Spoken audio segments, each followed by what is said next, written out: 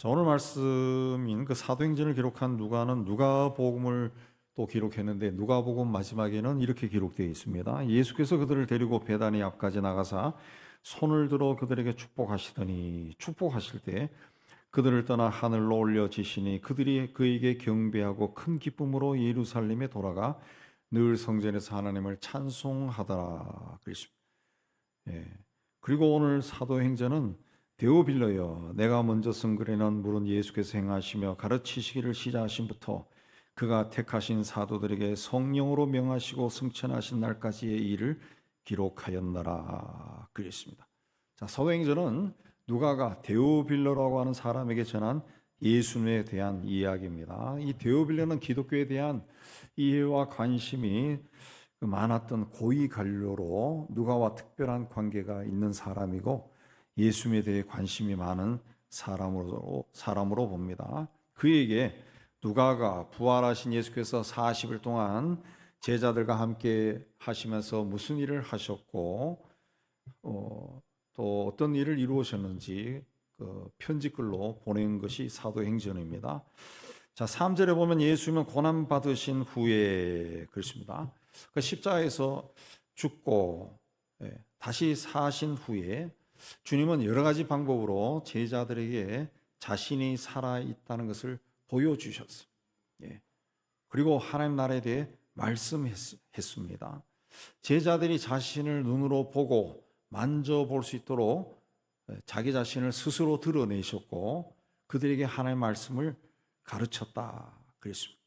그래서 내가 구약에서 이야기하던 그리스도다, 메시아다 라는 것을 알게 하셨어요. 예수께서 십자가에 달리시기 전에도 하나님 나라에 대해서 수많은 비유를 들어서 제자들에게 가르쳐 주셨어요. 그러나 죽음을 이기고 다시 사신 주님이 하나님 나라에 대해 말할 때에는 이전과는 아마도 달랐을 겁니다. 분명히 예수님이 죽는 것도 봤고 장사 지는 것도 봤는데 이분이 사흘 만에 다시 살아나셔서 자기들에게 나타나서 하나님 나라가 이렇다라고 말할 때 제자들이 이전과는 전혀 다르게 받아들였을 겁니다. 예수님은 그렇게 말씀을 하신 후에 하늘로 올라가셨다 그랬습니다. 누가가 예수님의 승천을 곁에서 보고 승천 광경을 자세하게 기록했습니다. 오늘 말씀 9절에 보면은 말씀을 마치시고 그들이 보는데 올려져 가시니 구름이 그를 가려 보이지 않게 하더라. 올려져 갔다. 어디로 올려져 갔다는 말입니까? 예수께서 올라가신 하늘은 하늘과 하늘들의 하늘입니다. 그러니까 이 해와 달과 별이 있는 하늘을 지나서 하나님 보호자가 있는 곳으로 갔다. 그런 뜻입니다.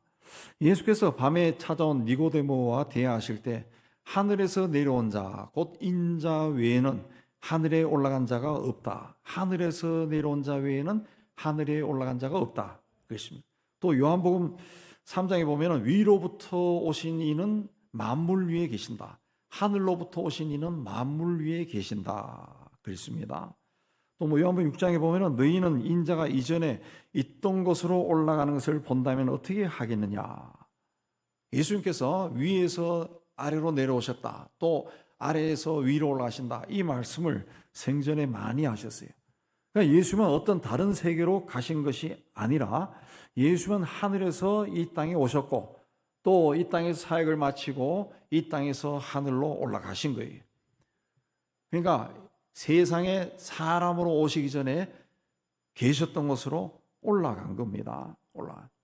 그런데 인간의 이성으로는 죽은 사람이 다시 살아나는 이 부활도 이해하기가 쉽지 않은데 살아있는 인간이 하늘로 올라갔다. 더더욱이나 받아들이기가 어렵습니다.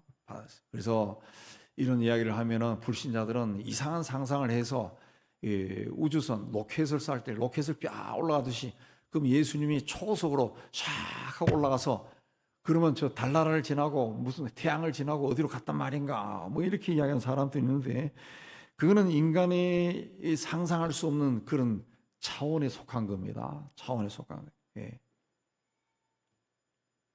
그러나 분명한 것은 초대교회 이후에 모든 기독교인들이 예배 드릴 때마다 장사한 지 사흘 만에 죽은 자 가운데서 다시 살아나셨다라고 예수의 부활을 고백합니다. 또 하늘에 오르사 전능하신 하나님 우편에 앉아 계신다라고 주님의 승천도 고백합니다.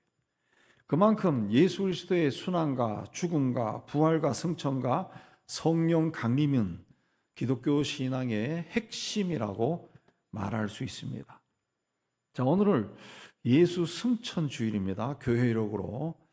구체적으로는 예수님은 부활하신 지 40일째 되는 지난 목요일에 승천하셨어요. 그런데 예수 승천 주일은 구교인 카톨릭이나 또 정교회나 또 성공회나 이런 것을 제외한 개신교에서는 이 절기를 잘 지키지 않습니다. 그러나 예수 승천은 우리 신앙에 굉장히 중요합니다. 왜?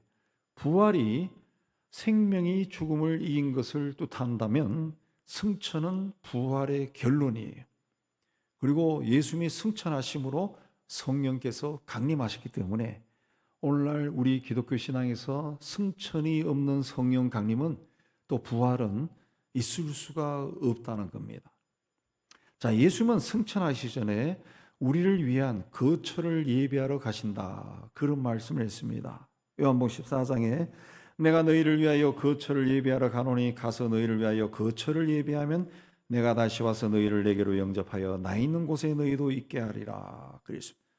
예수께서 우리를 위해 처소를 예비하신다라는 것은 구원받은 사람들을 위한 하나님의 나라, 곧 천국은 예수님에 의해 준비된다는 그런 뜻입니다. 로마서에 보면은 복음이 전해지기 전에는 사람은 율법을 지켜야만이 구원받을 수 있었어요. 달리 하면은 율법을 지켜야 하나님의 백성이 될 수 있었습니다. 또 율법이 없는 곳이나 시대에는 사람의 양심이 율법 역할을 해서 사람을 구원의 길로 인도한다 그랬습니다. 그러나 하나님의 독생자가 세상에 오셔서 십자가에서 구원을 온전하게 이루신 후에는 예수를 그리스도로 영접하고 믿는 사람만이 구원받고 천국에 갈 수가 있습니다. 그러니까 예수님은 천국, 곧 하늘나라에 장차 예수 믿는 사람들이 있을 곳을 준비하기 위해 승천하신 것. 그 다음에 예수님은 또 보혜사 성령을 보내시기 위해 승천하셨어요. 예수님은 승천하시기 전에 내가 떠나는 것이 너에게 유익하다 그랬습니다. 왜냐하면 예수님이 떠나지 않으면 보혜사 성령이 너에게 오시지 아니할 것이고 내가 가면 내가 그를 세상에 보내실 것이다 그랬습니다. 예수님은 보혜사로 세상에 계셨어요. 보혜사는 지난주에도 말씀드렸지만 내 곁에 오셔서 내 삶을 도와주시는 분입니다. 예수님이 세상에 계실 때 병자나 귀신 들린 사람들, 또 심지어는 배가 고픈 사람들도 예수님 곁에서 모든 문제를 해결받았어요. 그러나 예수님은 이제 하늘로 올라가시고, 그럼 누가 우리를 도와줍니까? 보혜사 성령이 도와주신다라는 거죠. 예수님은 예루살렘 팔레스틴 지방 어느 한 곳에 육신으로 계셨습니다. 그러나 예수님이 우리에게 보내주시는 성령은 영으로 계신다. 어디를 가거나 우리를 어디를 가거나 어디 가서 무엇을 하거나 항상 우리와 함께 하실 수가 있습니다. 나에게 내 영이 있는 것처럼 예수의 영이 우리와 함께 하신다. 그래서 예수님은 자신이 떠나가는 것이 너에게 유익한 것이다, 그렇게 말씀했어요. 그래서 오늘 함께 읽은 말씀 4, 5절에 예루살렘을 떠나지 말고 내게서 들은 바 아버지께서 약속하신 것을 기다리라. 요한은 물로 세례를 주었으나 너희는 몇 날이 못되어 성령으로 세례 받으리라 그랬습니다. 또 성령이 너에게 임하시면 너희가 권능을 받고 예루살렘과 온 유대와 사마리아와 산까지 이르러 내 증인이 되리라 그랬습니다. 내 증인이 되리라라고 하는 말은 내가 그렇게 만들겠다는 겁니다. 마태복음 마지막에도 보면은 예수께서 하늘과 땅의 모든 권세를 내게 주셨으니 내가 세상 끝날까지 너희와 항상 함께 있으리라 그랬습니다. 구약에 보면 제사장들이 그 백성들을 축복할 때 하나님께서 그렇게 해 주시기를 원합니다. 그렇게 축복했습니다. 그러나 예수님은 내가 그렇게 하겠다. 하나님의 권위로 말한 겁니다. 부활하신 예수님은 40일 동안 제자들에게 하나님 나라에 대해 말씀하였습니다. 그러자 여전히 세상 권세에 관심이 많았던 제자들은 예수께서 말씀하신 하나님 나라가 이스라엘을 회복하는 것인가? 라고 물었어요. 그러자 예수님은 그때와 그 시기는 아버지의 권한이 너희가 알 바가 아니다. 너희가 해야 할 일은 유대 민족뿐만이 아니라 온 세상에 나가서 내 증인이 되는 것이다. 그랬어요. 그리고 그 증인은 성령이 너에게 임해야 할 수 있는 일이다. 성령이 임해야 권능을 받고 할 수 있는 일이다. 그랬습니다. 약속하신 대로 제자들은 한 장소에 모여서 오직 기도에 임하였고 그때 성령이 그들에게 임하셨다. 그랬습니다. 그러면 승천하신 예수님은 하늘에서 무엇을 하고 계실까요? 말씀에 보면은 하나님 우편에 앉으셔서 세상을 다스리신다. 그랬어요. 마가복음 마지막 절에 보면은 주 예수께서 말씀을 마치신 후에 하늘로 올려지사 하나님 우편에 앉으시느니라. 그랬어요. 우리가 늘 고백하는 사도행전에도 하늘에 오르사 전능하신 하나님 우편에 앉아 계시다가 그랬습니다. 승천하신 하나님은 하나님 우편에 앉아 계시다. 성경에서 우편, 오른쪽은 능력과 권세가 있는 자리입니다. 그러니까 승천한 하나님이 하나님 우편에 앉으셨다라고 하는 것은 하나님으로서 하나님의 영광을 회복하셨다. 그런 뜻입니다. 요한복음 1장 14절에 보면은 말씀이 육신이 되어 우리 가운데 거하심에 우리가 그의 영광을 보니 아버지의 독생자의 영광이요. 그랬습니다. 그러니까 예수님은 처음부터 영광을 가지고 계셨어요.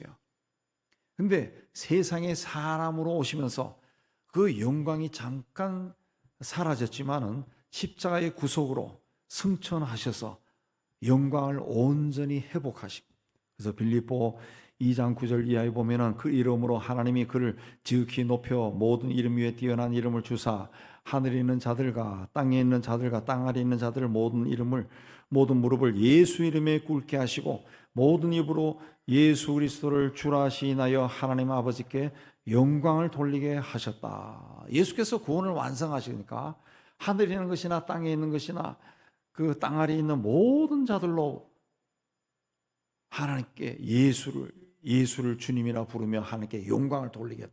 영광을 회복하신 거죠.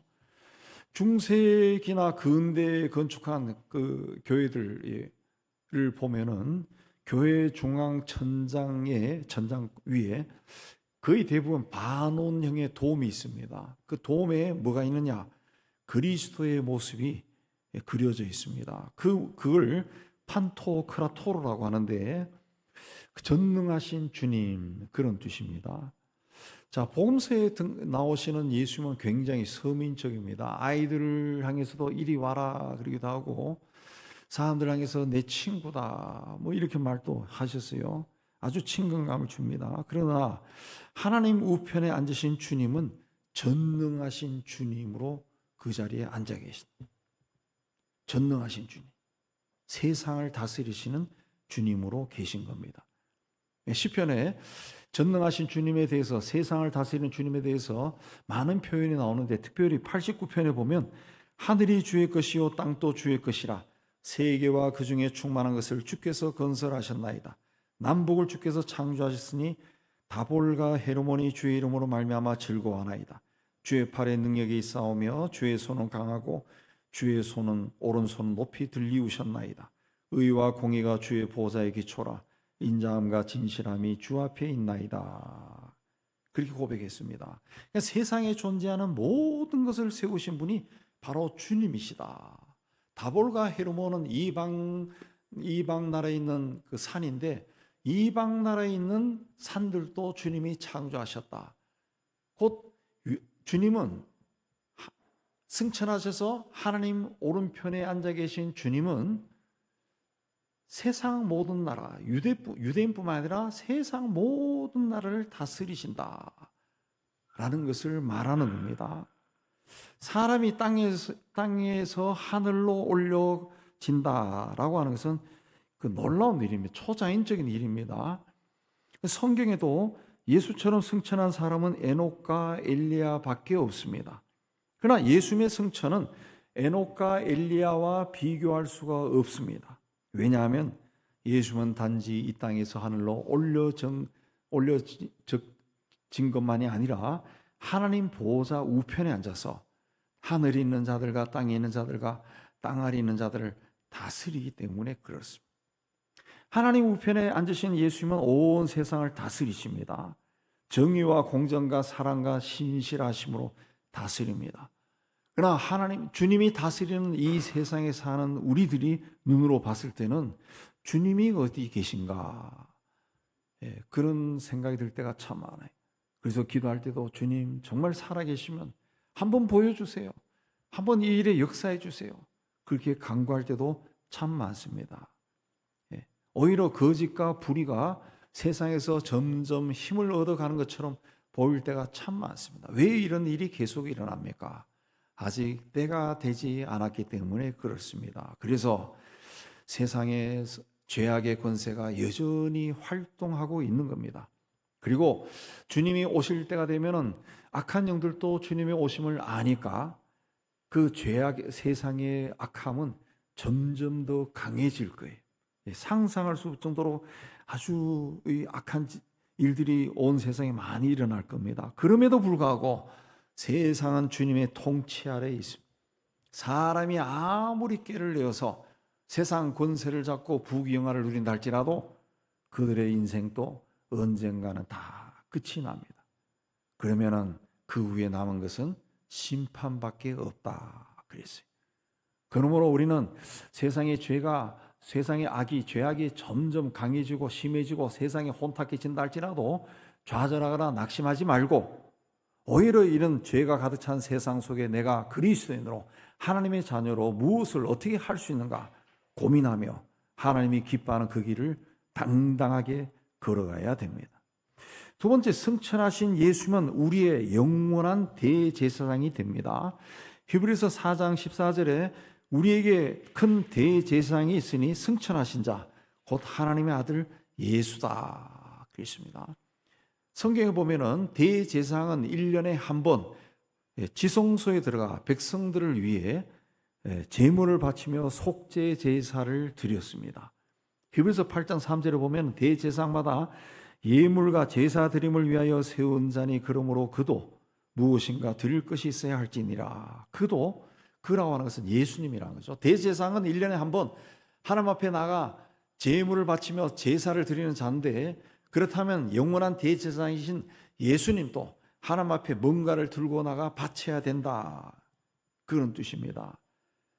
예수님이 우리를 위해 하나님께 뭘 바칩니까? 로마서 8장 34절에 보면 죽으실 뿐 아니라 다시 살아나신 이는 그리스도 예수시니 그는 하나님 우편에 계신 자요 우리를 위해 간구하시는 자다 그랬습니다. 예수님은 하나님 우편에서 우리를 위해 간구하시는 겁니다. 우리를 위해 중보의 제물을 하나님께 바치는 거예요. 하나님께 바치는. 주님께서 세상이 아무리 악해진다 할지라도 이제 하나님께 중보의 제물을 바치고 있는 거예요. 네. 하나님 아버지께, 아버지 조금만 기다리십시오. 조금만 더 구원합시다. 조금만 더 사람들이 복음을 듣고 나올 때까지 기다리십시다. 그 중보의 기도를 바치는 거예요. 주님께서 세상을 붙들고 있기 때문에 이 악한 세상이 그나마 유지되고 또 우리가 그 안에 사는 겁니다. 그러므로 우리가 이 세상이 점점 험악해질 때 어떻게 살아야 되느냐라는 것을 오히려 더 고민하고 이 험난한 세상 속에서도 하나님이 기뻐하는 그 길을 담대하게 걸어가야 될 줄로 믿습니다. 그러면 예수님의 승천은 우리에게 무엇을 말할까요? 자, 성경에 나오죠. 예수님께서 스스로 올라가신 것이 아니라 올려져 갔습니다. 우리가 3층에 우리 센터에 올라가려고 그러면은 계단을 통해서 올라갑니다. 계단은 내가 내 힘으로 계단을 통해 올라가죠. 그리고 여기 만약에 전등을 가려고 하면은 항상 사다리를 놓고 사다리로 올라가요. 내가 올라가야 돼요. 근데 우리 3층에 올라가는 방법, 다른 방법이 또 있습니다. 뭡니까? 엘리베이터를 타고 올라가는 거죠. 잠깐 시간이 지나면 3층이에요. 그게 이제 올려져 가는 겁니다. 올려져. 예수께서 그 하늘로 올려져 갔다라고 하는 것은 하나님의 능력에 의해서 올려져 가셨다는 거죠. 올려져 갔다. 이건 무엇을 이야기하느냐? 훗날 우리도 그렇게 하늘나라로 올려져 간다는 것을 보여주신 겁니다. 그래서 에베소서 2장에 보면은 허물로 죽은 우리를 그리스도와 함께 살리셨고 함께 일으키사 함께 하늘에 앉히신다 그랬어요. 예수와 함께 우리가 십자가에 죽고 예수와 함께 무덤에서 부활했고 이제 우리에게 남은 것은 예수처럼 하늘에 올려져 하늘에 앉는 것밖에 남아있지 않습니다. 그때가 되면 빌립보 3장 21절 말씀처럼 우리 몸도 주님처럼 영광의 몸으로 변하게 될 줄로 믿습니다. 누가복음에 보면은 예수 승천을 목격한 사람들은 주님께 경배하고 큰 기쁨으로 예루살렘에 돌아가 성전에서 늘 하나님을 찬송했다 그랬습니다. 예수님의 승천은 놀라운 일이지만 제자들 입장에서는 굉장히 섭섭한 일입니다. 늘 함께하던 그분이 하늘로 가셨어요. 그러나 그들은 큰 기쁨으로 예루살렘에 돌아갔다. 왜 그랬습니까? 천사가 그들에게 너희 가운데서 하늘로 올려주신 예수는 하늘로 가심을 본 그대로 오시리라. 그렇기 때문에 그렇습니다. 예수님이 승천하신 감난산에 가면은 승천교회라고 하는 곳이 있습니다. 그 교회당 안에 들어가면은 의자 몇 개만 있고 그 지붕이 없습니다. 벽만 있습니다. 벽만. 그러니까 예수님이 승천하셨기 때문에 그 천정이 없다. 그걸 상징적으로 그 지어놓은 교회인데 예수님의 승천은 예수님의 부활의 완벽한 증거가 됩니다. 완벽한 증거. 예수님이 만약에 부활하셔서 40일이 아니라 그 이후에 계속 사셨다. 그러면은 다시 죽지 않잖아요. 그럼 계속 살면은 지금 또 예수님이 있어야 돼요. 그러면 이 죄악이 흘러넘치는 세상 속에서 예수께서 예수의 복음이 제대로 전해지겠어요? 예수께서 승천하심으로 말미암아 그리고 또 예수님이 계속 계신다 그러면 그분은 한 분 예루살렘에 계시고 예수 믿는 사람들이 예수님을 만나러 가야 되는 거예요. 그리고 예수의 복음은 온 세상에 전해지지도 못했을 겁니다.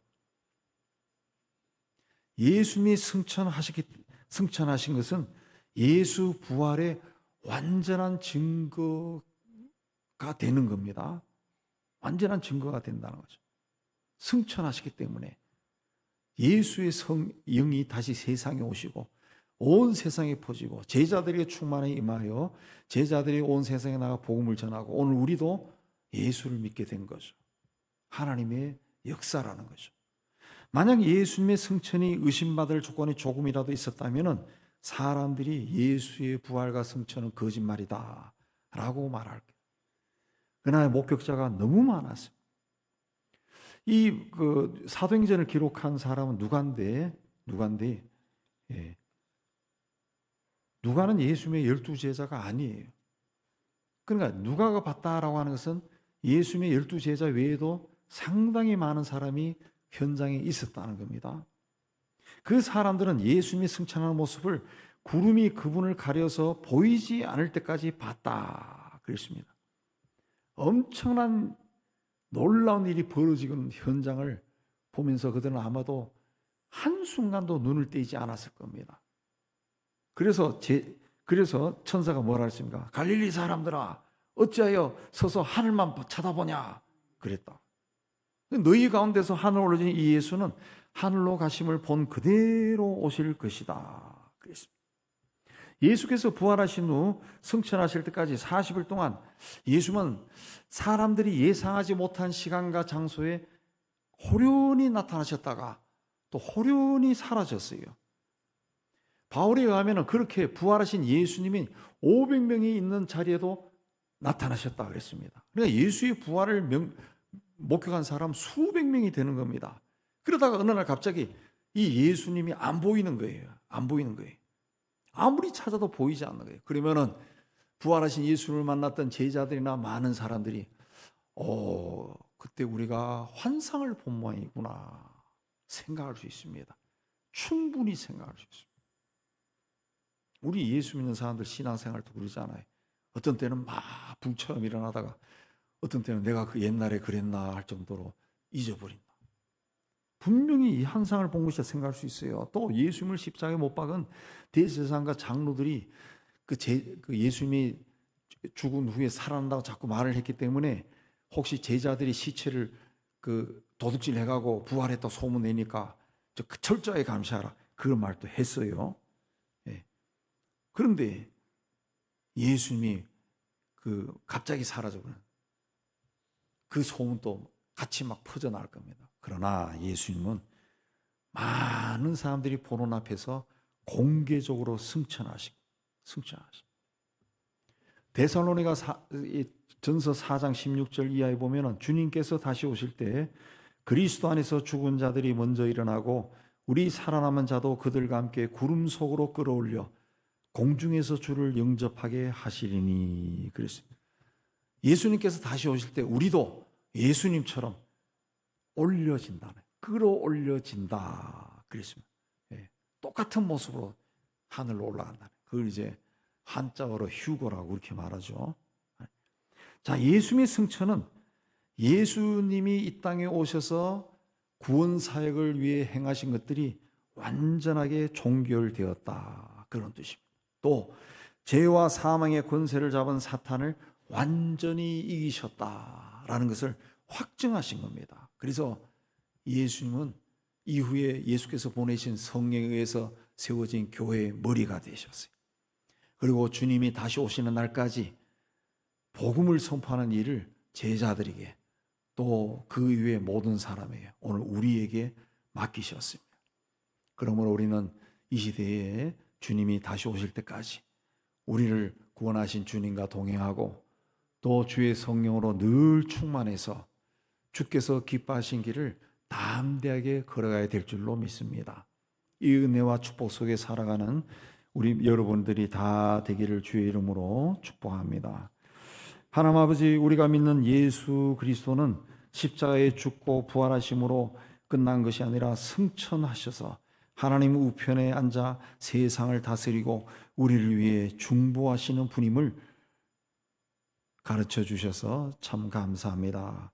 내가 인생길을 홀로 걸어가는 것 같지만은 내가 만난 이 인생이 매우 힘들고 어려워 보인다 하지만은 주님이 보내신 성령께서 나와 동행하시고 내 길을 인도하시고 이 길을 헤쳐나가고 나에게 축복해 주시고 은총을 더해 주신다는 것을 믿음으로 고백하고 우리 삶이 다하는 그날까지 주님과 동행하며